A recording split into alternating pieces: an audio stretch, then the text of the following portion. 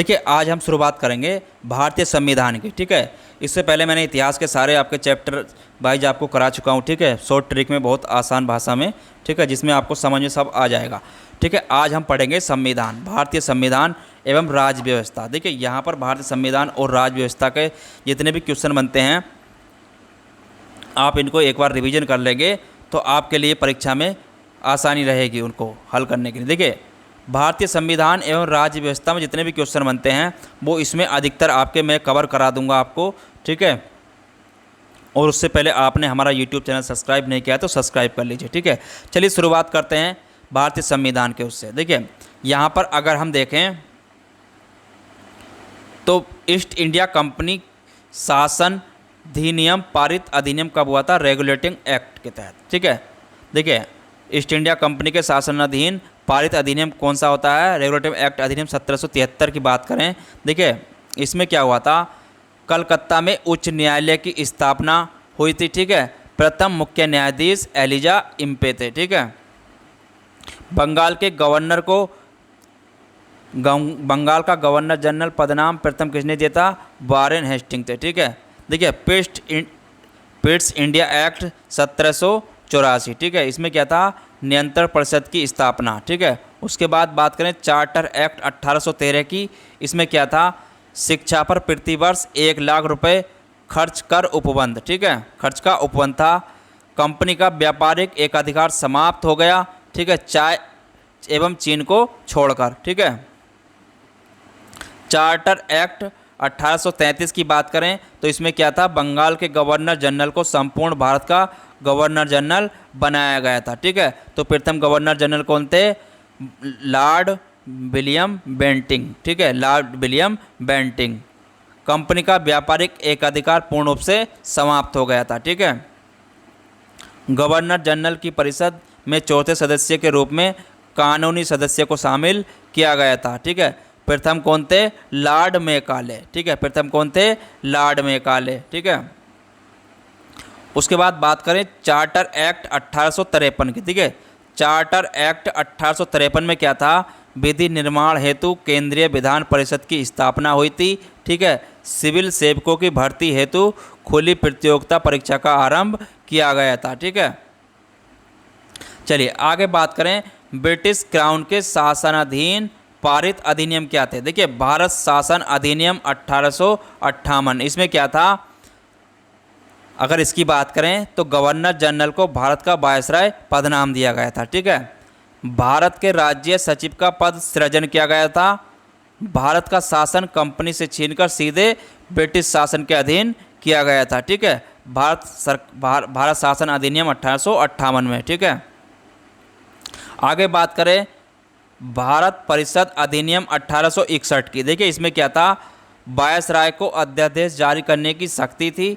ठीक है, विकेंद्रीकरण की इसमें शुरुआत, मतलब अब बात करें विकेंद्रीकरण की शुरुआत कब हुई थी? देखिए भारत सरकार भारत परिषद अधिनियम 1892। ठीक है, देखिए केंद्रीय विधान परिषद के भारतीय सदस्यों को वार्षिक बजट पर बहस करने तथा प्रश्न पूछने का अधिकार दिया गया था। पूरक प्रश्न एवं मतदान का अधिकार नहीं था। ठीक है, पूरक प्रश्न एवं मतदान का इसमें अधिकार नहीं था। ठीक है, उसके बाद बात करें भारत परिषद अधिनियम 1909। देखिए इसमें क्या था? इसके अनुसार क्या था? मार्लियामेंटो सुधार अधिनियम। ठीक है, उसके बाद पृथक निर्वाचन के आधार पर मुस्लिमों के लिए सांप्रदायिक प्रतिनिधि का प्रावधान किया गया था। ठीक है, अब आगे बात करें भारत शासन अधिनियम 1919 की। देखिए भारत शासन अधिनियम 1919 में क्या था? इसमें था मॉन्टेग्यू चेम्सफोर्ड सुधार अधिनियम। ठीक है, और केंद्रीय में द्विसदनीय व्यवस्था का प्रारंभ किया गया था और प्रांतों में द्वैध शासन की शुरुआत करी गई थी। ठीक है, विषयों में 2 भागों आरक्षित एवं हस्तांतरित में बांटा गया था। ठीक है, किसके अनुसार? भारत शासन अधिनियम 1919 के अनुसार। देखिए आगे बात करें भारत शासन अधिनियम 1935 की। देखिए भारत शासन अधिनियम 1935, अगर इसमें बात करें तो केंद्र में संघात्मक सरकार की स्थापना करी गई थी। प्रांतों में द्वैध शासन की समाप्ति हुई। केंद्र में द्वैध शासन की शुरुआत हुई। केंद्रीय बैंक एवं संघीय न्यायालय की स्थापना हुई। बर्मा को भारत से अलग किया गया।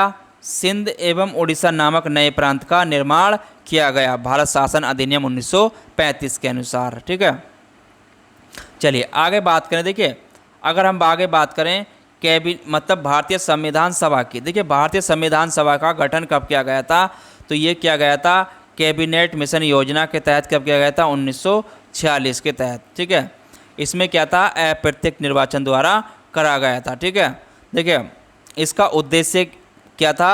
उद्देश्य प्रस्ताव था, पेश कब किया गया था? तो पेश किया गया था 13 दिसंबर 1946 को। ठीक है, पेशकर्ता कौन थे? जवाहरलाल नेहरू थे। ठीक है, और इसको पारित कब किया गया था? 22 जनवरी 1947 को। ठीक है, अगर इसमें बात करें, देखिए सदस्य संख्या की, सदस्य संख्या थी इसमें 389 कुल। ठीक है, संविधान सभा में सदस्य संख्या की बात करें तो 389 थी। ब्रिटिश भारत से 296 थे, देसी रियासत 93 थे, महिला सदस्य 15 थी। ठीक है, कुल कितने थे? 389, ब्रिटिश भारत से 296, देसी रियासत से 93, ठीक है, और महिला सदस्य इसमें 15 थी। ठीक है, और प्रथम बैठक की अगर बात करी जाए तो प्रथम बैठक इसमें हुई थी 9 दिसंबर 1946 को। ठीक है, संविधान सभा की प्रथम बैठक 9 दिसंबर 1946। ठीक है, भारतीय संविधान सभा के पदाधिकारी की बात करें तो अस्थायी अध्यक्ष कौन थे? सच्चिदानंद सिन्हा। ठीक है, अस्थायी अध्यक्ष सच्चिदानंद सिन्हा। ठीक है, स्थायी अध्यक्ष की बात करें तो डॉक्टर राजेंद्र प्रसाद। ठीक है, स्थायी अध्यक्ष जो थे इसके डॉक्टर राजेंद्र प्रसाद। उपाध्यक्ष की अगर बात करें तो उपाध्यक्ष थे H.C. मुखर्जी। ठीक है, H.C. मुखर्जी।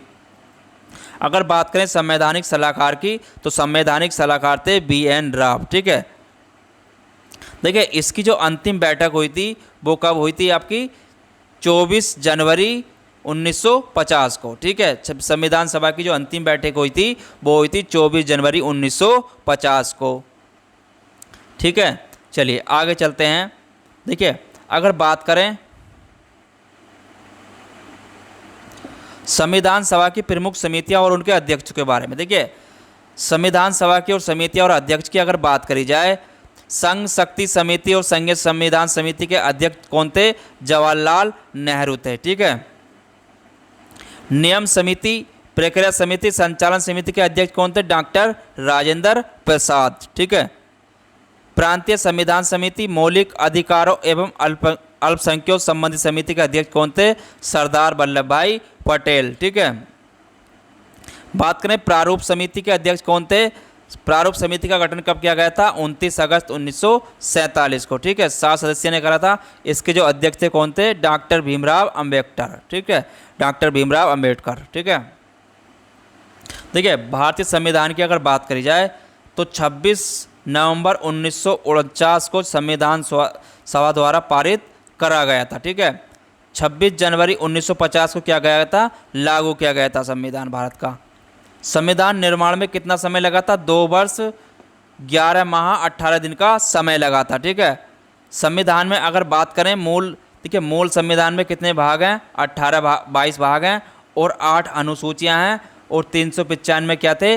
अनुच्छेद थे। ठीक है, मूल संविधान में 22 भाग, 8 अनुसूचियां और 395 अनुच्छेद थे। ठीक है, लेकिन वर्तमान में देखिए गणना की दृष्टि से 25 भाग हैं। कितने भाग हैं वर्तमान में? 25 भाग हैं, 12 अनुसूचियां हैं और 465 अनुच्छेद हैं। ठीक है, वर्तमान में। चलिए आगे बात करें। देखिए संविधान सभा के मतलब संविधान के स्रोत की अगर बात करी जाए, संविधान के स्रोत कहाँ कहाँ से लिए गए? देखिए अगर पहला देखें तो ब्रिटेन से क्या लिया गया है? देखिए ब्रिटेन, संविधान सभा के ब्रिटेन का स्रोत है वो है संसदीय शासन प्रणाली, एकल नागरिकता, विधि शासन। कहाँ से लिया गया है? ब्रिटेन के संविधान से। ठीक है, अगर बात करें संयुक्त राज्य अमेरिका की, देखिए संयुक्त राष्ट्र अमेरिका क्या लिया गया है? तो वहाँ से लिया गया मूल अधिकार, न्यायपालिका की स्वतंत्रता, न्यायिक पुनर्वलोकन, उच्चतम एवं उच्च न्यायालय के न्यायाधीशों को हटाया जाना, राष्ट्रपति पर महाभियोग, उपराष्ट्रपति का पद, विधियों के समान संरक्षण। ये कहाँ से लिया गया है? आपका संयुक्त राज्य अमेरिका से। ठीक है, अब बात करें कनाडा की। कनाडा के संविधान से क्या मतलब क्या लिया गया है?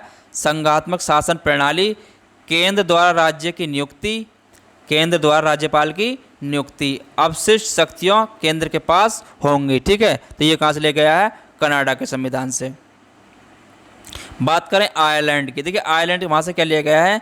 नीति निर्देशक तत्व, राष्ट्रपति की निर्वाचन प्रक्रिया, राष्ट्रपति द्वारा राज्यसभा में मनोनीत सदस्य। कहाँ से लिया गया है? आयरलैंड से। देखिए अगर बात करें जर्मनी की, तो जर्मनी से क्या लिया गया है? आपका आपातकाल। ठीक है, जर्मनी के संविधान से क्या लिया गया है? आपातकाल। आगे बात करें सोवियत संघ के उससे, तो यहाँ से लिए गए आपके मूल कर्तव्य। देखिए मूल कर्तव्य और मूल अधिकार में मूल अधिकार कहाँ से लिए गए? आपके संयुक्त राज्य अमेरिका। और सोवियत संघ से क्या ले गए हैं? मूल कर्तव्य। ठीक है, आगे बात करें दक्षिण अफ्रीका के संविधान, तो यहाँ से संविधान संशोधन की प्रक्रिया कहाँ से ली गई है? दक्षिण अफ्रीका के उससे। ठीक है, अब बात करें जापान की, तो विधि द्वारा स्थापित प्रक्रिया कहाँ से ली गई है? जापान से। ठीक है, चलिए आगे देखते हैं।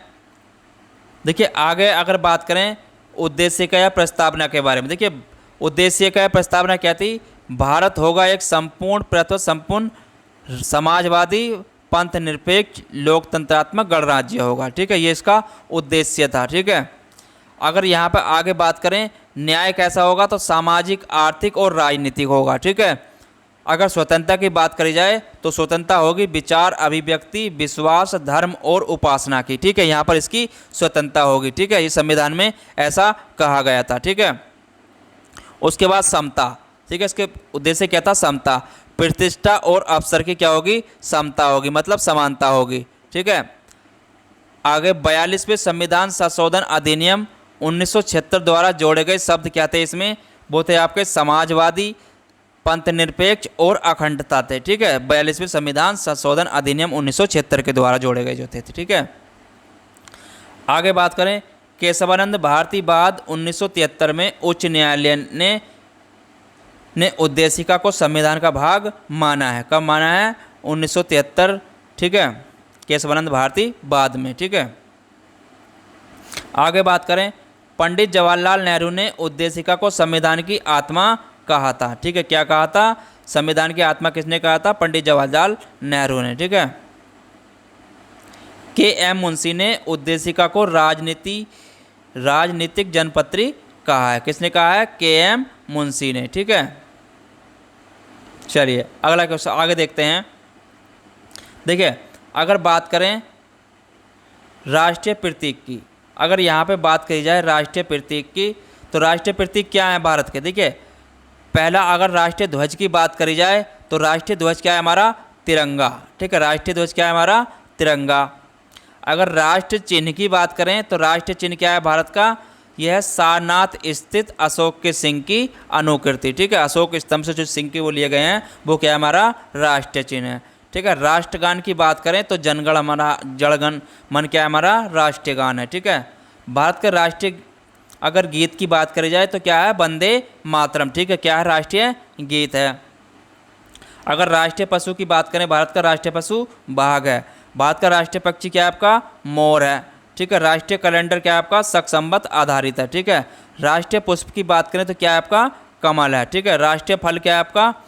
आम। ठीक है, भारत का राष्ट्रीय फल आम। राष्ट्रीय वृक्ष की बात करें तो राष्ट्रीय वृक्ष क्या है हमारा? बरगद है। ठीक है, राष्ट्रीय जलीय जीव की बात करी जाए तो क्या है आपका? डॉल्फिन है। ठीक है, राष्ट्रीय विरासत पशु की अगर बात करें तो राष्ट्रीय विरासत पशु क्या है हमारा? हाथी है। ठीक है, तो ये हमारे राष्ट्रीय चिन्ह हो गए। ठीक है, राष्ट्रीय प्रतीक हैं। चलिए आगे देखते हैं। देखिए अगर बात करें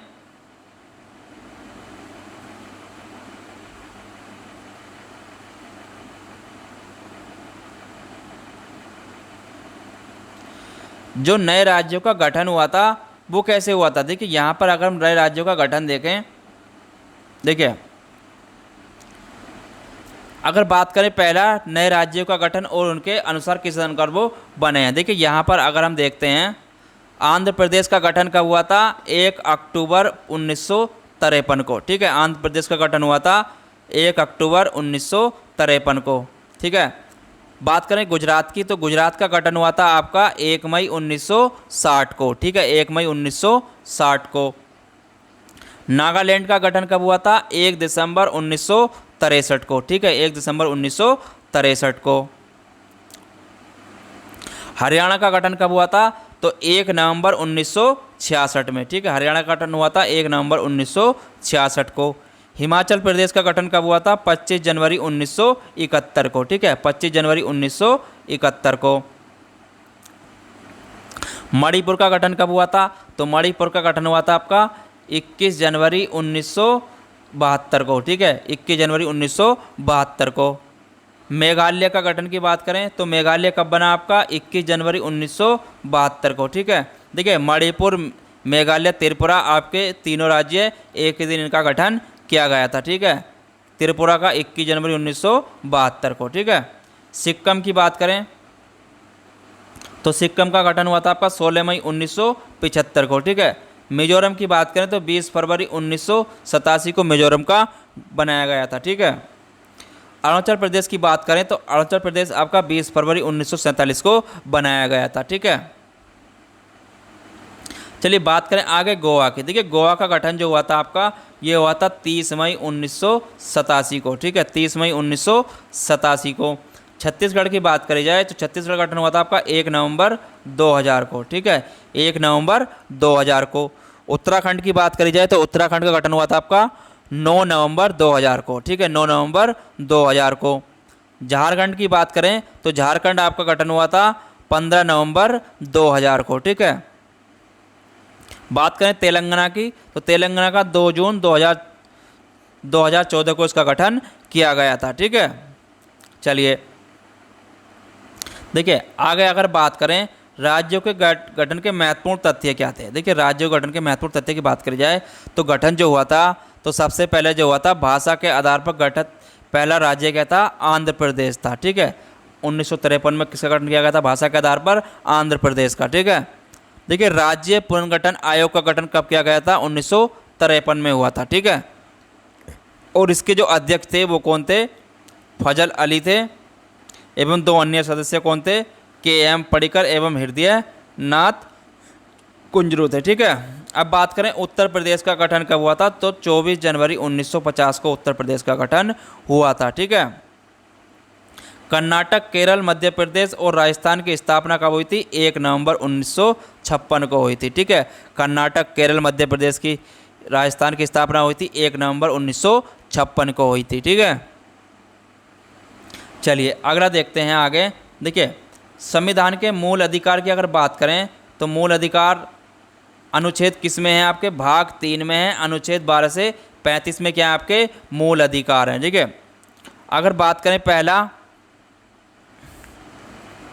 अनुच्छेद 14 से 18 में क्या है? आपका समानता का अधिकार, ठीक है। अनुच्छेद 14 से 18 में क्या है? आपका समानता का अधिकार।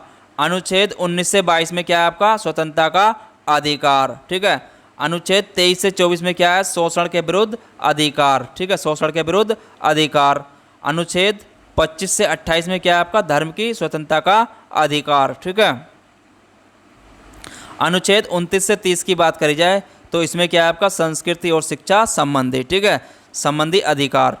अनुच्छेद 32 से 35 की बात करी जाए तो इसमें क्या है? संवैधानिक उपचारों का अधिकार, ठीक है। तो ये क्या है? हमारे मूल अधिकार है, ठीक है। तो ये कौन से भाग में है? आपके भाग 3 में है। अनुच्छेद 12 से 35 में क्या दिए हुए? हमारे मूल अधिकार दिए हुए हैं, ठीक है। चलिए अगला देखते हैं आगे। देखिए अगर बात करें मूल अधिकार के महत्वपूर्ण तथ्य के बारे में, देखिए मूल अधिकार के महत्वपूर्ण तथ्य की बात करें तो 44वें संविधान संशोधन अधिनियम 1978 द्वारा संपत्ति के अधिकार को मूल अधिकार की श्रेणी से हटाकर अनुच्छेद 300 के तहत विधि अधिकार बना दिया गया था, ठीक है। कौन से अनुच्छेद? संविधान संशोधन के अनुसार 44वें संविधान संशोधन के अनुसार अनुच्छेद 300 के तहत विधिक अधिकार बना दिया गया था, ठीक है। चलिए आगे देखते हैं। मूल अधिकारों के संरक्षण हेतु अनुच्छेद 32 के तहत उच्चतम न्यायालय और अनुच्छेद 226 के तहत उच्च न्यायालय 5 प्रकार के रिट जारी कर सकते हैं। ये रिट हैं बंदी, प्रत्यक्षीकरण, परामर्श, प्रतिषेध, अधिकार परीक्षा और उत्प्रेषण, ठीक है।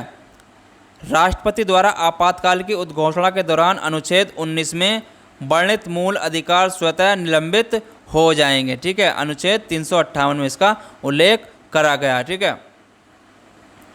बात करें राज्य के नीति निर्देशक तत्व की, देखिए राज्य के नीति निर्देशक तत्व की अगर बात करी जाए तो महत्वपूर्ण तत्व कौन से हैं, इसका उपवन संविधान के भाग 4 में है, ठीक है। राज्य नीति निर्देशक तत्व का अनुच्छेद 36 से 51 में किया गया है, ठीक है। यह गैर वाद योग्य है, अर्थात न्यायालय द्वारा इसे लागू नहीं किया जा सकता, ठीक है। इसका उद्देश्य क्या है, लोक कल्याणकारी एवं राज्य सामाजिक आर्थिक लोकतंत्र की स्थापना करना है, ठीक है।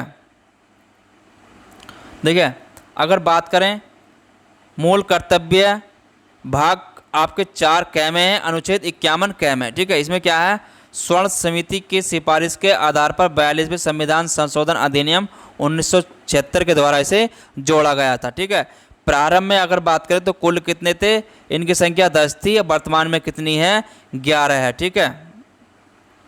11वां मूल कर्तव्य क्या है आपके 86वें संविधान संशोधन अधिनियम 2002 द्वारा जोड़ा गया था, जो 6 से 14 वर्ष के प्रतिपाल्य के लिए शिक्षा का अवसर प्रदान करने हेतु माता या संरक्षक के कर्तव्य का प्रावधान करता है। यानी कि शिक्षा का अधिकार कहाँ में आपका 11वां मूल कर्तव्य है, ठीक है, 6 से 14 वर्ष की आयु के बच्चों के लिए, ठीक है। देखिए भारत का राष्ट्रपति होता है, ठीक है, तो देश का प्रथम नागरिक होता है भारत का राष्ट्रपति, संघ की कार्यपालिका का प्रमुख होता है और तीनों सेनाओं का जो होता है वो प्रधान सेनापति होता है, कौन, भारत का राष्ट्रपति, ठीक है। चलिए आगे बात करें राष्ट्रपति की। देखिए राष्ट्रपति की अगर बात करें तो राष्ट्रपति का अगर जो होता है, देखिए राष्ट्रपति क्या होगा, योग्यता की बात करी जाए तो राष्ट्रपति की योग्यता होगी वह भारत का नागरिक होगा, ठीक है। क्या होगा, भारत का नागरिक होगा, 35 वर्ष की आयु पूरी कर चुका हो, लोकसभा का सदस्य निर्वाचित होने के लिए योग्य हो, ठीक है, तो उसकी ये योग्यता होगी। देखिए अगर बात करें शपथ कौन दिलाएगा, राष्ट्रपति को शपथ कौन दिलाएगा, तो शपथ दिलाता है भारत के मुख्य न्यायाधीश, उसकी अनुपस्थिति में उच्चतम न्यायालय के उपलब्ध वरिष्ठतम न्यायाधीश के समक्ष उसकी शपथ होगी, ठीक है। अब बात करें निर्वाचन की, तो कि निर्वाचन कौन करेगा राष्ट्रपति का, तो निर्वाचन मंडल द्वारा इसका क्या होता है, निर्वाचन होता है, ठीक है। किसके द्वारा, संसद के दोनों सदनों के निर्वाचन सदस्य होते हैं, राज्य की विधानसभाओं के निर्वाचित सदस्य होते हैं, दिल्ली और पांडुचेरी विधानसभा के निर्वाचित सदस्य होते हैं, ठीक है। अगर बात करें राष्ट्रपति त्यागपत्र किसे देगा, तो उपराष्ट्रपति को अपना त्यागपत्र सौंपता है राष्ट्रपति, ठीक है। जो पदावधि होगी वो कितनी होगी राष्ट्रपति की, 5 वर्ष होगी, ठीक है। राष्ट्रपति को महाभियोग द्वारा हटाया जा सकता है, ठीक है, राष्ट्रपति को महाभियोग द्वारा हटाया जा सकता है। देखिए राष्ट्रपति पर महाभियोग अनुच्छेद 61 में दिया गया है, ठीक है। राष्ट्रपति पर जो अभी महाभियोग लगेगा वो अनुच्छेद 61 में दिया गया है। लाया जाता है मतलब क्या, किसी भी सदन में लाया जा सकता है, महाभियोग किसी भी सदन में लाया जा सकता है। पारित क्या होगा, दोनों सदनों द्वारा अलग अलग पारित होगा, कुल सदस्य संख्या के 2/3 बहुमत से ये पारित हो जाएगा, ठीक है। महाभियोग राष्ट्रपति पर जो लगाएंगे तो वो सदनों के दोनों सदनों द्वारा अलग अलग लगाया जा सकता है, ठीक है, और कुल सदस्य के 2/3 बहुमत से ये पारित हो जाएगा। अगर बात करें उपराष्ट्रपति की, देखिए उपराष्ट्रपति की अगर बात करी जाए तो उपराष्ट्रपति की योग्यता की अगर बात करें तो भारत का नागरिक हो, 35 वर्ष की आयु पूरी कर चुका हो, राज्यसभा का सदस्य निर्वाचित होने के योग्य हो, ठीक है। कार्यकाल कितना होगा, 5 वर्ष के लिए होगा, ठीक है। कार्यकाल राष्ट्रपति का 5 वर्ष का होगा। शपथ कौन दिलाता है, राष्ट्रपति दिलाता है उपराष्ट्रपति को, ठीक है। और इसका राज्यसभा का क्या होता है, उपराष्ट्रपति पदेन सभापति होता है, ठीक है। त्यागपत्र किसे सौंपता है, तो ये राष्ट्रपति को सौंपता है, ठीक है। शपथ भी राष्ट्रपति दिलाता है और त्यागपत्र भी उपराष्ट्रपति राष्ट्रपति को ही देगा, ठीक है। निर्वाचन कौन करता है, लोकसभा एवं राज्यसभा के सदस्यों द्वारा अनुपातिक प्रतिनिधि प्रणाली एवं एकल संगणित मत द्वारा इसका निर्वाचन होता है, ठीक है, लोकसभा एवं राज्यसभा के सदस्यों द्वारा, ठीक है। चलिए आगे बात करें केंद्रीय मंत्रिपरिषद। देखिए केंद्रीय मंत्रिपरिषद की अगर बात करी जाए तो केंद्रीय मंत्रिपरिषद में क्या होता है, देखिए केंद्रीय मंत्रिपरिषद का प्रमुख कौन होता है, तो प्रधानमंत्री होता है, ठीक है। केंद्रीय मंत्रिपरिषद का प्रमुख कौन होता है, प्रधानमंत्री होता है। इसमें जो शामिल होते हैं वो कौन कौन होते हैं, प्रधानमंत्री, कैबिनेट, राज्य मंत्री तथा उपमंत्री इसमें केंद्रीय मंत्रिपरिषद में शामिल होते हैं, ठीक है। देखिए लोकसभा के प्रति उत्तरदायी कौन होती है आपकी, केंद्रीय मंत्रिपरिषद, ठीक है। राष्ट्रपति द्वारा प्रधानमंत्री की सलाह पर इसकी नियुक्ति होती है। ठीक है, देखिए नियुक्ति जो होती है केंद्रीय मंत्रिपरिषद में राष्ट्रपति द्वारा प्रधानमंत्री की सलाह पर। ठीक है, अगर आकार की बात करें तो लोकसभा के सदस्यों की कुल संख्या के 15% से अधिक 91, मतलब जो इसकी संख्या होगी केंद्रीय मंत्रिपरिषद की वो कितनी होगी, लोकसभा के सदस्यों के 15% से अधिक नहीं होगी। ठीक है, तो ये किस में दिया गया है, 91वें संविधान संशोधन में दिया गया है। ठीक है, देखिए मंत्रिपरिषद को हटाया क्या जा सकता है, तो लोकसभा में पारित अविश्वास प्रस्ताव द्वारा इसमें हटाया जा सकता है। ठीक है, देखिए भारत का महान्यायवादी की अगर बात करें तो ये होता है आपका अनुच्छेद 76 में इसका वर्णन दिया गया है। ठीक है, महान्यायवादी की अगर योग्यता की बात करी जाए तो वो कौन होगा, योग्यता उच्चतम न्यायालय के न्यायाधीश नियुक्त होने की है। ठीक है, योग्यता क्या है, जो उच्चतम न्यायालय के न्यायाधीश नियुक्त होने की है वही इसकी योग्यता है। ठीक है, नियुक्ति कौन करता है, नियुक्ति करता है महान्यायवादी की राष्ट्रपति। ठीक है, तो भारत सरकार का सर्वोच्च विधि सलाहकार होता है कौन, महान्यायवादी। ठीक है, कार्यकाल की बात करी जाए तो राष्ट्रपति के प्रसाद पर्यंत सामंत कितने वर्ष का होता है, 3 वर्ष का होता है। ठीक है, अधिकार क्या होते हैं, महान्यायवादी के अधिकार की बात करी जाए, भारत के सभी न्यायालयों में सुनवाई का अधिकार है, संसद की कार्यवाही में भाग लेने का अधिकार है, किंतु मत देने का अधिकार नहीं है। ठीक है, किसे, महान्यायवादी को। ठीक है, चलिए नियंत्रक महालेखा परीक्षक का जो वर्णन दिया गया है वो किसमें दिया गया है, अनुच्छेद 148 में। ठीक है, देखिए अगर बात करें इसकी नियुक्ति की तो नियुक्ति कौन करता है नियंत्रक महालेखा परीक्षक की, तो ये करता है राष्ट्रपति। ठीक है, कौन करता है, राष्ट्रपति। ठीक है, कार्य क्या होता है नियंत्रक महालेखा परीक्षक का, तो कार्य होता है केंद्र तथा राज्य सरकारों के लेखों का लेखा परीक्षण करना। ठीक है, केंद्र तथा राज्य सरकार के लेखों का लेखा परीक्षण करना। ठीक है, कार्यकाल की बात करें या तो 6 वर्ष हो।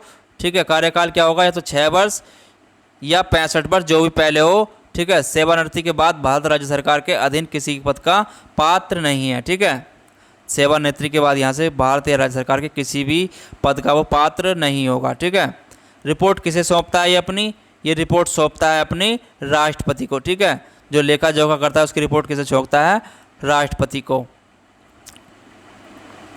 चलिए आगे बात करें संसद की। देखिए संसद के कितने अंग होते हैं, संसद के कितने अंग हैं आपके, 3। ठीक है, राज्यसभा, लोकसभा और राष्ट्रपति। ठीक है, संसद के कितने अंग हैं, राज्यसभा, लोकसभा और राष्ट्रपति। राज्यसभा जो होती है आपकी उच्च सदन होती है, लोकसभा आपकी निम्न सदन होती है। ठीक है, राज्यसभा उच्च सदन, लोकसभा आपकी निम्न सदन। ठीक है, देखिए राज्यसभा का अनुच्छेद 80 में वर्णन किया गया। ठीक है, राज्यसभा का अनुच्छेद 80 में वर्णन किया गया। देखिए राज्यसभा का गठन कब किया गया था, तो 3 अप्रैल 1952 को। ठीक है, प्रथम बैठक कब हुई थी राज्यसभा की, प्रथम बैठक हुई थी 13 मई 1952 को। ठीक है, उच्च सदन है, ये एक स्थायी सदन है। ठीक है, ये क्या है, एक स्थायी सदन है। ठीक है, इसकी संख्या जो होती है इसमें कितनी होती है, निर्धारित 250 है।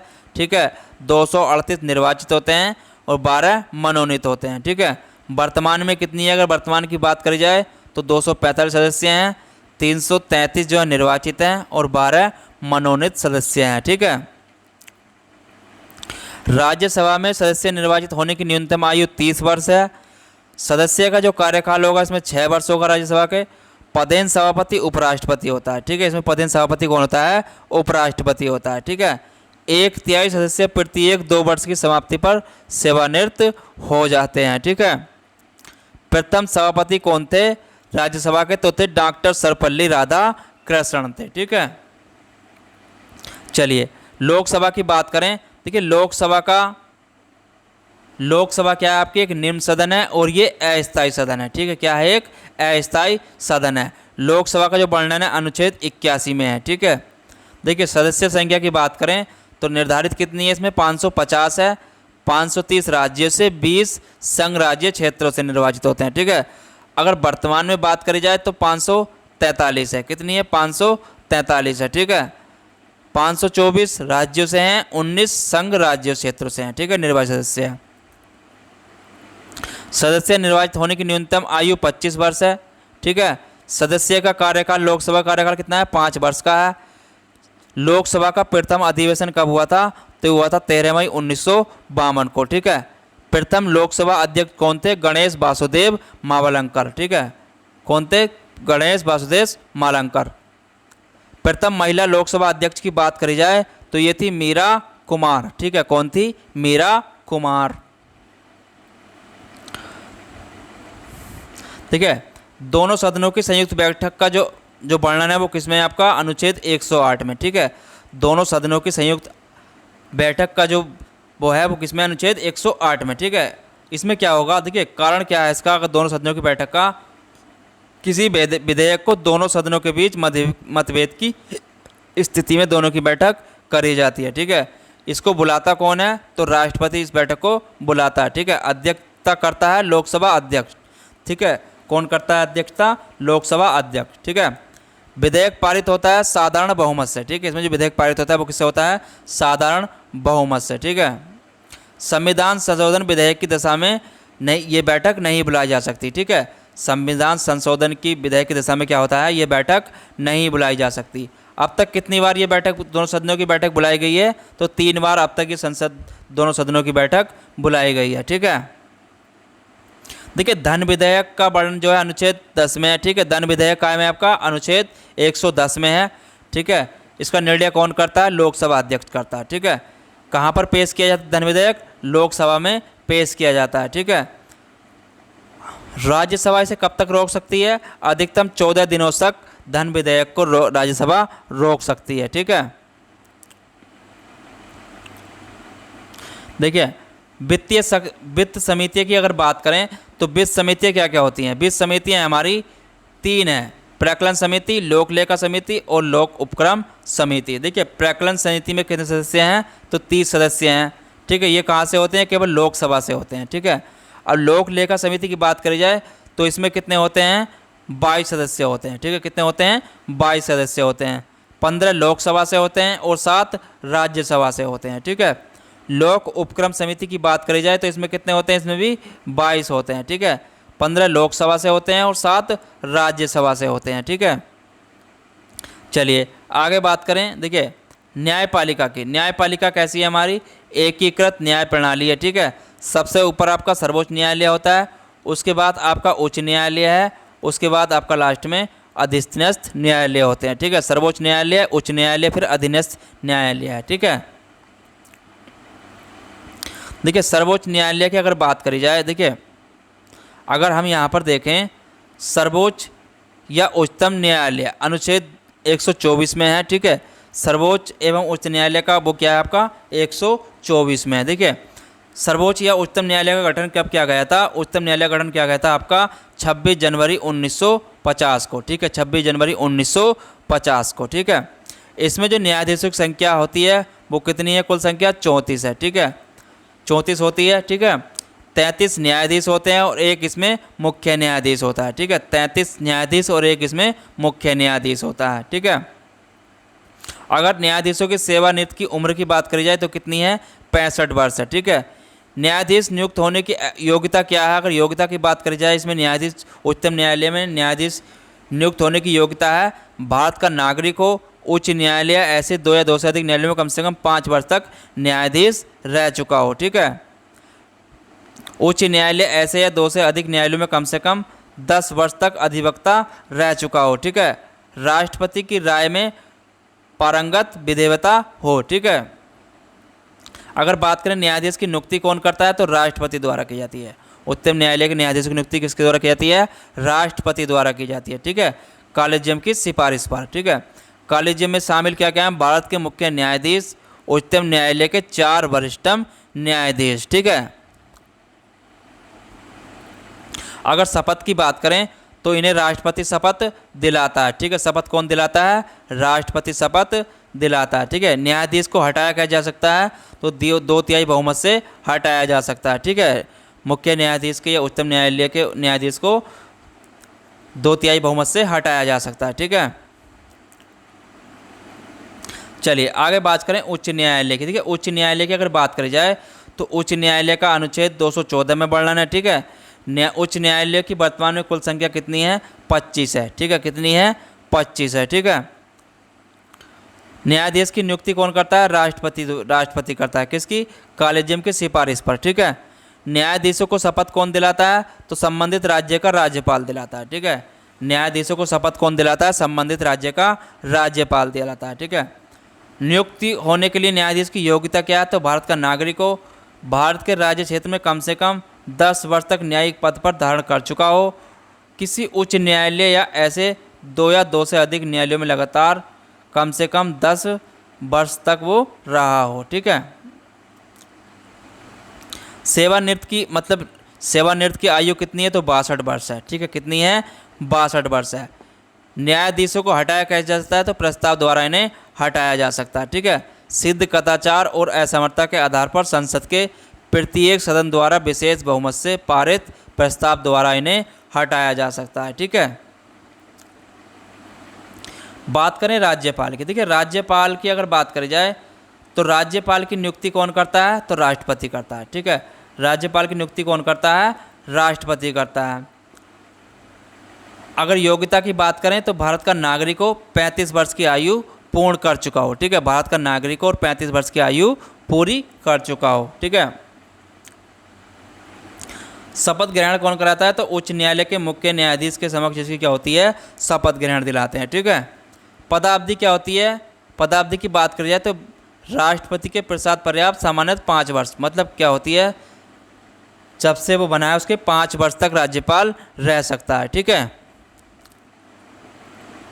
आगे बात करें राज्य मंत्रिपरिषद की। देखिए, राज्य मंत्रिपरिषद की अगर बात करी जाए तो राज्य मंत्रिपरिषद का प्रमुख कौन होता है? मुख्यमंत्री होता है। ठीक है। राज्य के मंत्रिपरिषद का प्रमुख कौन होता है? तो मुख्यमंत्री होता है। ठीक है। राज्य मंत्रिपरिषद का नियुक्तकर्ता एवं शपथकर्ता कौन होता है? राज्यपाल होता है। ठीक है। राज्य में जितने भी मंत्रिपरिषद का वो होता है उसका प्रमुख कौन होता है? मुख्यमंत्री होता है। ठीक है। कार्यकाल कितना होता है राज्यपाल के? जब से शपथ दिलाता है उसका जब तक का होता है। ठीक है। कोई भी मंत्री बिना किसी सदन का सदस्य बने मंत्री रह सकता है। मतलब अधिकतम कितने दिन तक रह सकता है? 6 माह तक कोई भी सदस्य, मतलब कोई भी मंत्री बिना किसी सदन का सदस्य बने मंत्री रह सकता है। तो कब तक? 6 माह तक वो केवल रह सकता है। ठीक है। राज्यसभा की विधानसभाओं की जो सदस्य है इसमें क्या होगा? जो मंत्रिपरिषद होगी उसका 15%, किंतु 12% से क्या होगी? कम नहीं होगी। ठीक है। जितना उसका कुल संख्या है उसका 15% तक इसमें जो होगी राज्य विधानसभा सदस्यों की मंत्रिपरिषद में उसका गठन किया जा सकता है। ठीक है। त्यागपत्र किसे सौंपते हैं मंत्रिपरिषद? तो राज्यपाल को सौंपते हैं। ठीक है। राज्यपाल को अपना त्यागपत्र दे सकता है। ठीक है। देखिए, अगर हम बात करें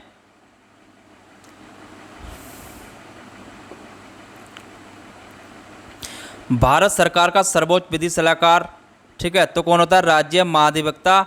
अनुच्छेद 165 में इसका वर्णन किया गया है। ठीक है। इसका कार्यकाल की अगर बात करें तो राज्यपाल के प्रसाद पर्यंत नियुक्ति कौन करता है? राज्यपाल करता है। राज्य विधानमंडल के अंग कौन कौन से होते हैं? देखिए, राज्य विधानमंडल के अगर अंग की बात करी जाए तो राज्यपाल, विधानसभा और विधान परिषद होती है। ठीक है।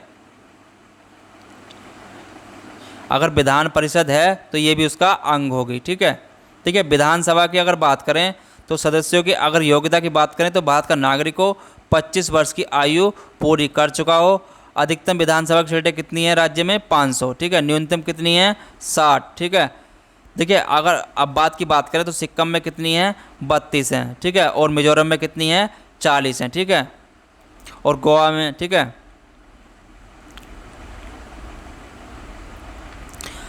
अगर बात करें न्यूनतम सीटों वाला राज्य कौन सा है आपका? तो सिक्किम है, 32 सीटें हैं। सर्वाधिक सीटों वाला राज्य की बात करें तो 403 उत्तर प्रदेश में है। सदस्य समाप्त हो सकती है सदन की बैठकों में बिना अनुमति लगातार 60 दिनों तक अगर अनुपस्थित रहता है तो। ठीक है। अब बात करें विधान परिषद की तो विधान परिषद में, देखिए, विधान परिषद की अगर बात करी जाए तो विधान परिषद में जो हैं सदस्यों की संख्या की बात करी जाए तो अधिकतम राज्य विधानसभा सीटों की कुल संख्या 1/3 हो सकती है। ठीक है। विधानसभा सीटों की कुल संख्या का 1/3 हो सकती है। न्यूनतम कितनी होगी? 40 से कम नहीं होगी। ठीक है। विधान परिषद युक्त जो राज्य हैं किस किस में विधान परिषद जो है वहाँ पर कौन कौन से राज्य में है? देखिए, उत्तर प्रदेश में विधान परिषद है, ठीक है, यहाँ पर 100 सीटें हैं। बिहार में विधान परिषद है, यहाँ पर 58 सीटें हैं। महाराष्ट्र में विधान परिषद है, यहाँ पर 78 सीटें हैं। कर्नाटक यहाँ पर 75 सीटें हैं, ठीक है। आंध्र प्रदेश 58 सीटें हैं। तेलंगाना में 40 सीटें हैं, ठीक है।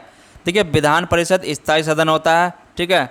अगर योग्यता की बात करी जाए तो भारत का नागरिक होता है और 30 वर्ष की आयु पूरी कर चुका हो विधान परिषद का सदस्य बनने के लिए, ठीक है। कार्यकाल 6 वर्ष का होगा, ठीक है। कार्यकाल कितने दिन का होगा?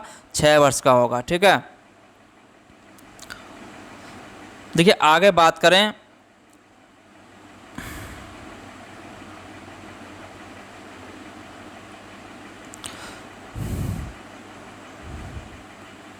अगर बात करिए संविधान संशोधन की भाग 20 में जो हुआ है, देखिए संविधान का संशोधन भाग 20 अनुच्छेद 368, इसमें महत्वपूर्ण तथ्य क्या क्या है आपके? देखिए इसमें है आपके, संसद संविधान के किसी भी उपबंध में संशोधन, परिवर्तन या निरसन कर सकती है, ठीक है। संविधान संशोधन विधेयक संसद किसी भी सदन में मंत्री या गैर सरकारी सदस्य द्वारा पूरा स्थापित किया जा सकता है, ठीक है। संविधान संशोधन विधेयक को प्रत्येक सदन के विशेष बहुमत अर्थात उस सदन की कुल सदस्य संख्या के बहुमत तथा उस सदन में उपस्थित मत देने वाले सदस्यों के कम से कम 2/3 बहुमत से पारित होना आवश्यक होता है। संविधान संशोधन, ठीक है। संविधान के कुछ उपबंधों में संशोधन के लिए कम से कम आधे राज्यों के विधानमंडल की मंजूरी लेना भी आवश्यक होता है, ठीक है। जैसे राष्ट्रपति का निर्वाचन एवं इसकी प्रक्रिया में, ठीक है। केंद्र और राज्यपालिका की शक्ति का विस्तार करने में, उच्चतम न्यायालय एवं उच्च न्यायालय में, ठीक है। केंद्र एवं राज्य मध्य विधि शक्तियों का विभाजन करने में, जीएसटी परिषद में भी, ठीक है। 7वीं अनुसूची संसद में राज्यों का प्रतिनिधित्व, संविधान संशोधन प्रक्रिया अनुच्छेद 368 में इसका वर्णन किया गया। काय का? संविधान संशोधन प्रक्रिया का, ठीक है। संविधान संशोधन प्रक्रिया विधेयक को पारित करने के लिए संयुक्त बैठक नहीं बुलाई जा सकती, ठीक है। संविधान संशोधन विधेयक पर राष्ट्रपति मंजूरी देने के लिए बाध्य होगा, ठीक है। तो क्या होगा? राष्ट्रपति इसकी मंजूरी देने के लिए बाध्य होगा। देखिए अगर बात करें पंचायत मतलब स्थायी स्वशासन की, ठीक है। स्थायी स्वशासन का जनक किसे माना जाता है? तो लॉर्ड रिपन को माना जाता है, ठीक है। इसमें विषय क्या है? राज्य सूची के, ठीक है। स्थायी स्वशासन में विषय क्या है? राज्य सूची का विषय है स्थायी स्वशासन। इसमें क्या क्या है आपका? पंचायती राज, ठीक है। पंचायती राज और नगरीय स्वशासन प्रणाली, ठीक है। पंचायती राज प्रणाली और नगरीय स्वशासन प्रणाली, ठीक है। देखिए स्थायी स्वशासन की बात करें तो पंचायती राज में क्या क्या होते हैं आपके? पंचायती राज में आपके 3 होते हैं, ठीक है। ग्राम पंचायत, खंड पंचायत और जिला पंचायत, ठीक है। इसमें कुल विषय कितने होते हैं? तो 29 विषय होते हैं। देखिए ये पंचायती राज प्रणाली किसके उस पर शुरू गई थी? तो बलवंत राय मेहता समिति की सिफारिश पर ये शुरू करी गई थी, ठीक है। पंचायती राज प्रणाली अगर शुभारंभ की बात करें तो यह हुई थी आपकी 2 अक्टूबर 1959 को राजस्थान के नागौर जिले से जवाहरलाल नेहरू द्वारा इसका शुभारंभ किया गया था, पंचायती राज प्रणाली का, ठीक है। संवैधानिक दर्जा कब दिया गया था? तो 73वें संविधान संशोधन अधिनियम 1992 द्वारा 24 अप्रैल 1993 को इसे लागू किया गया था, ठीक है। अगर बात करें नगरीय स्वशासन प्रणाली की तो इसमें कुल कितने विषय होते हैं? इसमें 18 विषय होते हैं। संवैधानिक दर्जा तो दिया गया था 74वें संविधान संशोधन 1992 द्वारा 1 जून 1993 से इसे लागू किया गया था, ठीक है। इसमें नगरीय स्वशासन में जो स्तर है क्या है? नगर पंचायत, नगर पालिका और नगर निगम, 3 स्तर पर इसका वर्णन किया गया है, ठीक है। नगर पंचायत, नगर पालिका और नगर निगम, ठीक है। चलिए आगे चलते हैं। देखिए पंचायती राज समिति की अगर बात करी जाए तो पंचायती राज समिति की प्रमुख समितियाँ क्या थी? बलवंत राय मेहता समिति 1957 में प्रस्तुत करी गई थी। इसमें क्या था? प्रमुख सुझाव इन्होंने दिया था त्रिस्तरीय पंचायत प्रणाली का, ठीक है। ग्राम, खंड और जिले पे, ठीक है। उसके बाद अशोक मेहता समिति 1977, ठीक है। अशोक मेहता समिति 1977 इनका सुझाव था द्विस्तरीय पंचायत राज प्रणाली, खंड पंचायत, जिला पंचायत, ठीक है। जीवी केशव समिति 1985, ठीक है। जीवी केशव समिति 1985, ठीक है। उसके बाद लक्ष्मीलाल सिंघम समिति 1986 इन्होंने क्या कहा था, पंचायती राज को संवैधानिक दर्जा इसी सिफारिश के आधार पर दिया गया था। ठीक है, किसकी, लक्ष्मीलाल सिंघवी समिति 1986 के आधार पर। ठीक है, पी.के. थुम्मन समिति 1988। ठीक है,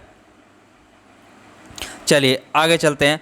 पंचायती राज एवं नगर निगम निकाय क्या है। देखिए, पंचायती राज एवं नगर निकाय की बात करें तो इसमें चुनाव निर्वाचन आयोग कराता है। सदस्य बनने के लिए आयु न्यूनतम 21 वर्ष है। ठीक है, सभी स्तरों पर महिलाओं के लिए आरक्षित सीटें 1/3 हैं। इसका जो कार्यकाल होता है वो कितने दिन का होता है, 5 वर्ष का होता है। वित्त की सिफारिश राज्य वित्त आयोग करता है।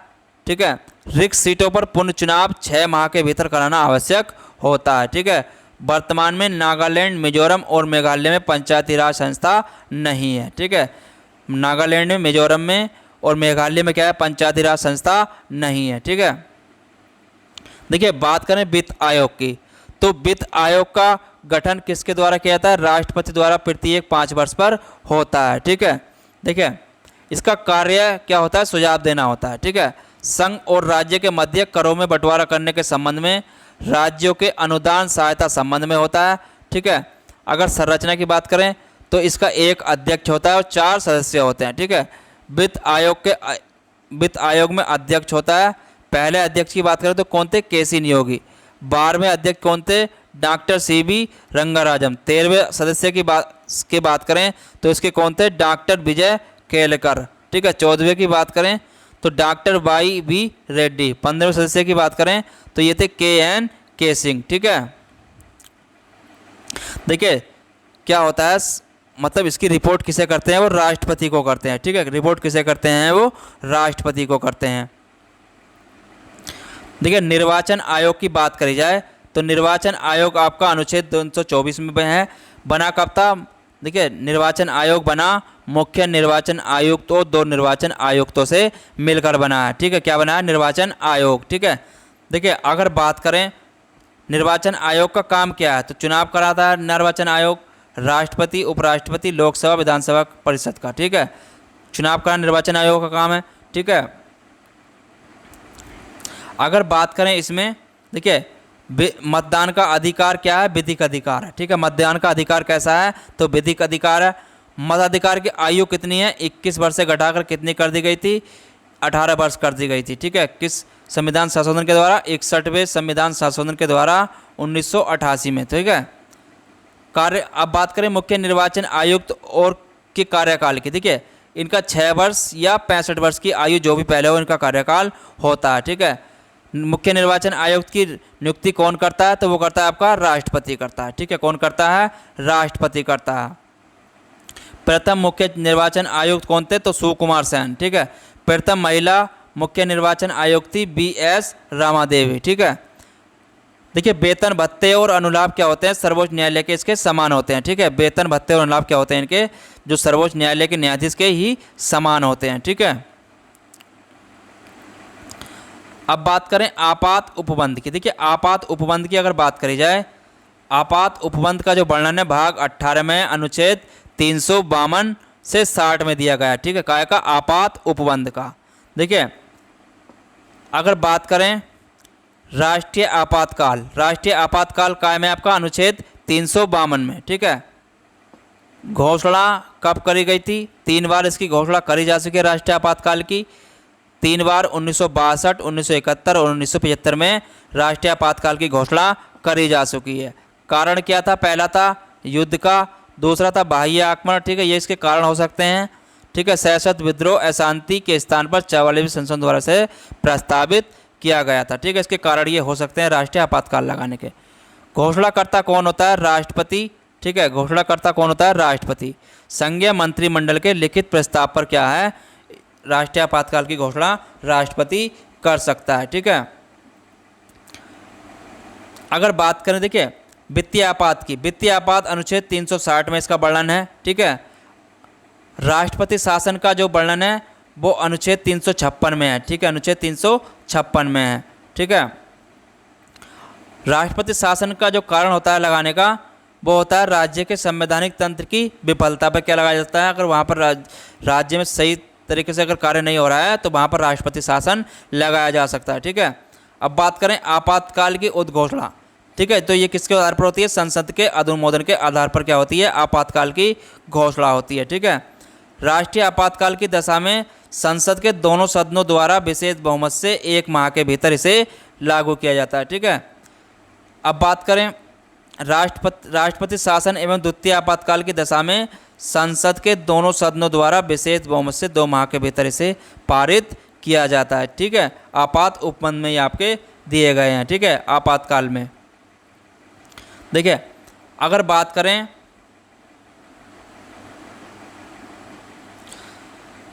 ठीक है, आज का हमारा टॉपिक यहीं पर समाप्त होता है। इससे आगे का टॉपिक मैं आपको आगे लेके चलूँगा, ठीक है। यहाँ से आगे मैं आपका भाग संविधान का जितना भी है बच्चा कुचा जो भी है आपका सब करा दूंगा, ठीक है। उसमें आपके अनुच्छेद संशोधन सभी उसमें आपके आ जाएंगे, ठीक है। चलिए फिर मिलेंगे अगले टॉपिक के साथ, जब तक के लिए धन्यवाद।